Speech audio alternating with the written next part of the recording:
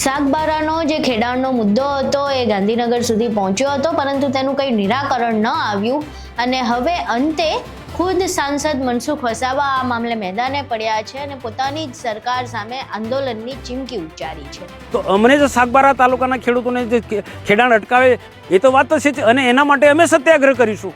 હવે મનસુખ વસાવાને શા માટે આંદોલનની ચીમકી ઉચ્ચારવી પડી અને એવું તો શું થયું તેના વિશે વિગતે ચર્ચા કરવી છે. નમસ્કાર, તમે જોઈ રહ્યા છો ચક્રવાત ન્યૂઝ. હું આપની સાથે હેમંત.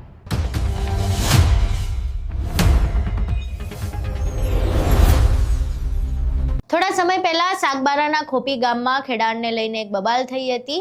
વનકર્મીઓ અને જે આદિવાસી ખેડૂતો છે એમની વચ્ચે બબાલ થઈ હતી, ઘર્ષણ થયું હતું અને એમાં જે પોલીસ અધિકારીઓ છે, વનકર્મીઓ છે, તેમના દ્વારા જબરદસ્તી જે ખેડૂતો છે એમને જમીનમાં ખેડવાનો ઇનકાર કરી દેવામાં આવ્યો અને એવું કહેવામાં આવ્યું કે આ વન વિભાગની જમીન છે.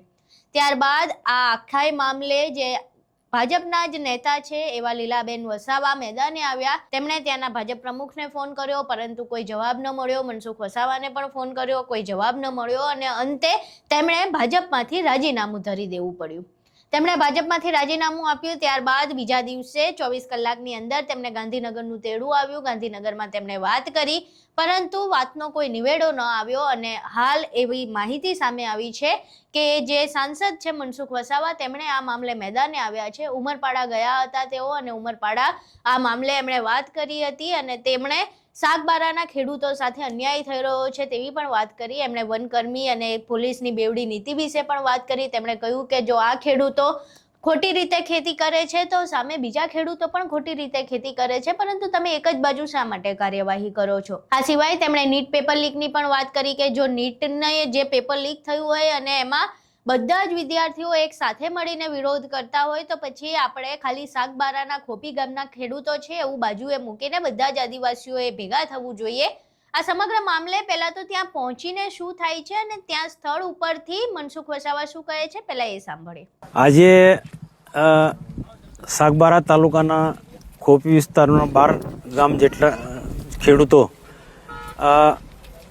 સુરત જિલ્લાના ઉમરપાડા વિસ્તારમાં 2002થી વર્ષોથી જે જંગલની જમીન ખેડતા હતા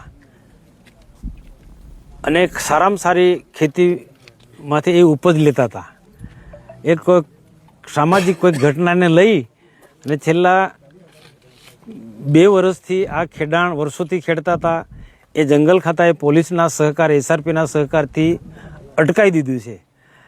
આજે દેખાય છે એ ખોપી સાગબારા તાલુકાના ખેડૂતો ખેડતા હતા આ વિસ્તાર આખો પટ્ટી અને સામે જે દેખાય છે એ સુરત જિલ્લાના ઉમરપાડા તાલુકાના આ જંગલની જમીન છે.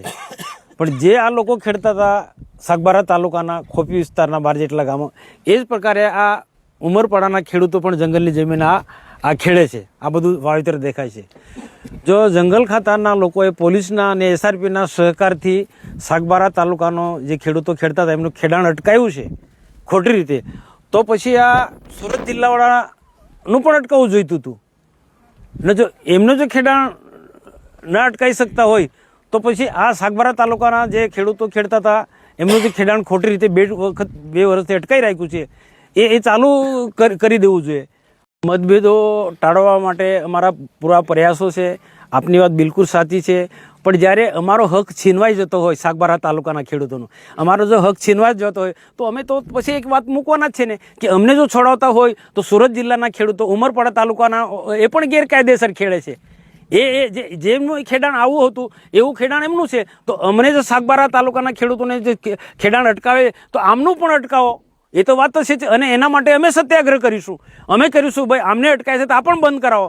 તો મારી અપીલ છે કે આ વિવાદ થાય ને આદિવાસીઓ અંદર ના લડે એના માટે એક જ ઉકેલ છે કે સાગબારાના ખેડૂતોને પણ ખેડવા દે, જંગલ ખાતું પણ ખેડવા દે અને સાગબારાના ખેડૂતો જે જંગલની જમીન ખેડે છે એ રીતના ઉમરપાડા તાલુકાના ખેડૂતો હો અને વન વિભાગ પણ એમને સહકાર આપે, જેથી આ ઝઘડો ના થાય, વિવાદ ના થાય.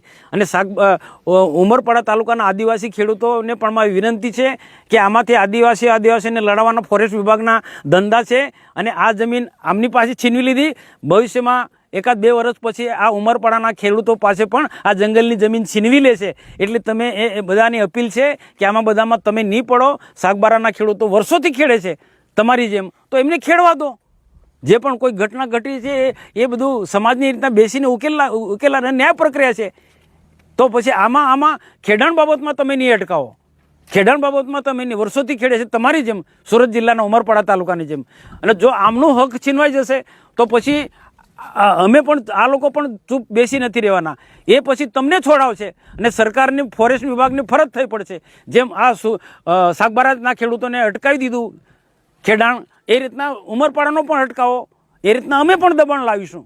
તો પણ આ ઝઘડો થશે આદિવાસીમાં, તો આદિવાસીમાં ઝઘડો નહીં થાય એના માટે કોઈ મધ્યસ્થી બને, અને ખાસ કરીને ફોરેસ્ટ વિભાગના વડાઓ મધ્યસ્થી બને.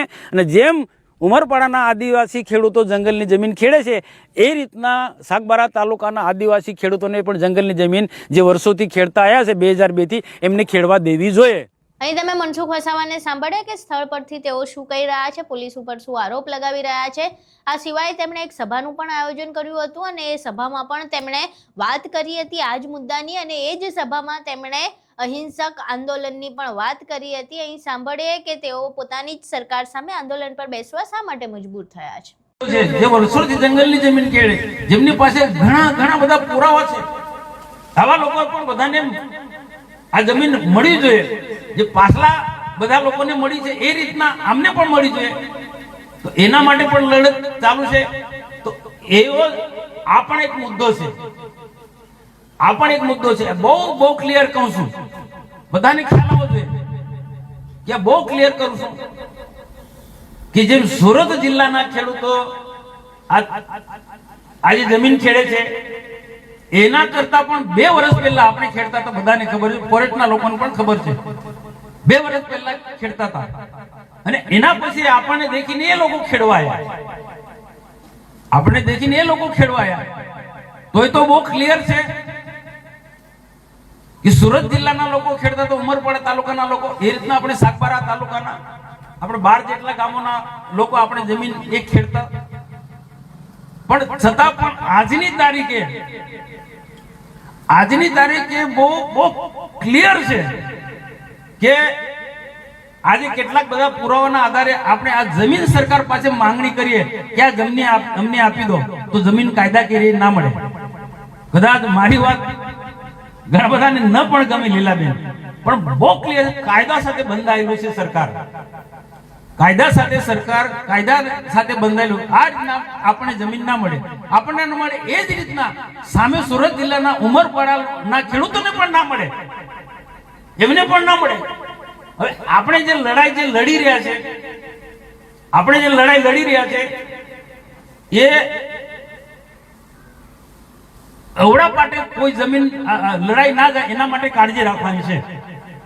આપણે એક જ વસ્તુ પકડી રાખવાની, સીધી રીતના કે આ જમીન અમે આટલા ટાઈમથી ખેડે છે, આ જમીન અમારા નામે કરી દો, આ જમીન અમારા નામે કરી દો. તો એ રીતના એ સરકાર આપણને કેવું, સરકાર ના પાડશે તમારે આ પુરાવા તમારી પાસે જમીન આ તમારા નામે આ ના થાય. 1-2 લોકો મને સલાહ આપી કે તમે આપણે કોર્ટમાં જાઓ. તો કોર્ટમાં જઈએ લીલાબેન, તો પણ આ સ્થિતિ આવે કે કોર્ટ પણ પુરાવો માંગે. કોર્ટ પણ પુરાવો માંગે. મારો જૂના રાજનો દાખલો આપું. તમે કરજણ ડેમના અસરગ્રસ્ત છે, 70% જમીન વધતી હતી પણ વળતર બધું લઈ લીધું હતું. બધા લોકોએ ઘરોનું વળતર, જમીનોનું વળતર બધું લઈ લીધું, છતાં 70% બચતા હતા. એટલે તે વખતે પણ મેં ઘણા બધા લોકોને, સુપ્રીમ કોર્ટ, હાઈકોર્ટના વકીલોને પણ ના પાડી કોર્ટનો જૂના રાજનો મુદ્દો ના લઈ જાવ. છતાં પણ કેટલાક બધા અમારા બધા ગામના આગેવાનો વડીલો ના માન્યા. ને કોણ? ગિરીશ વકીલ, હાઈકોર્ટનો મોટો વકીલ, સુપ્રીમ કોર્ટમાં પણ ગુજરાતના કેસ લડવા જતો હતો. એ ફાધર જોસેફ, હરિવલ્લભ પરીખ, આ બધા અમારી સાથે. નર્મદાના અસરગ્રસ્તોનું પણ મેં કામ કર્યું, અસરગ્રસ્તો માટે પણ મેં કામ કર્યું છે, કરજણ ડેમના અસરગ્રસ્તો માટે પણ કામ કર્યું. છતાં પણ ઘણા બધા લોકોને કે કોર્ટમાં જઈશું તો આપણે એમ એક જ મુદ્દે 70% જમીન બચે છે, એ જ મુદ્દે મેં છતાં પણ ના પાડી હતી કે આપણે લડત એમ જ લડો સરકાર પાસે કે આટલા વખતથી આ જમીન વર્ષોથી ખેડતા ડુબાણમાં ગઈ અને બચે છે એટલે એમને ખેડવા દેવું જોઈએ. કોર્ટમાં જ્યાં ના માન્યા, હાઈકોર્ટમાં અમને હારી ગયા. આ કેસમાં પણ હમણાં કે ઘણા બધા લોકો, કેટલાક અમારો પણ સંપર્ક કરે છે, કેટલાક વકીલો પણ સંપર્ક કરે છે. કોઈ ફીના આશયથી નહીં, કેટલાક લોકોને એવું છે કે આ કેસ અમે લડીએ તમને જજ મળી જાય તો અમારે વકીલ તરીકે મોટો થઈ જવાય. એવા લોકોને પણ મેં આપ કીધું તમે ના જીતી શકો, કારણ કે આવા ગુજરાતમાં ઘણા ખેડૂતો છે જંગલની જમીન ખેડનારા કે જેની પાસે કેટલાક પૂરતા પુરાવા છે, કેટલાક પાસે નથી. આવા અને આટલા પુરાવા તમારી પાસે ના, એટલે કોર્ટની અંદર એ જજ ઈચ્છે તો પણ ના આપી શકે, કારણ કે કોર્ટ પુરાવાના આધારે નિર્ણય લેતી હોય છે.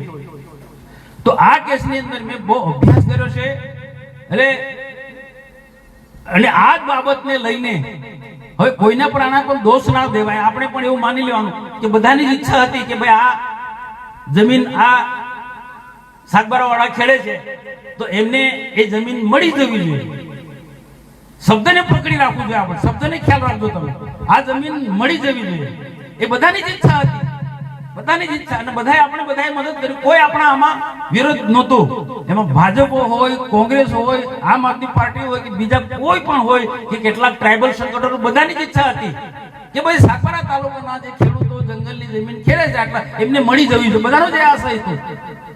પણ આમાં પરિસ્થિતિ શું લીલાબેન, આ જસ મને મળવો જોઈએ, આમાં આપણે આ નુકસાન થઈ ગયું. આ જસ મને મળવો જોઈએ એ હરીફાઈમાં બહુ ક્લિયર છે. અમારા આપણા એ નથી, આ શંકર વેદાંતના સાક્ષી છે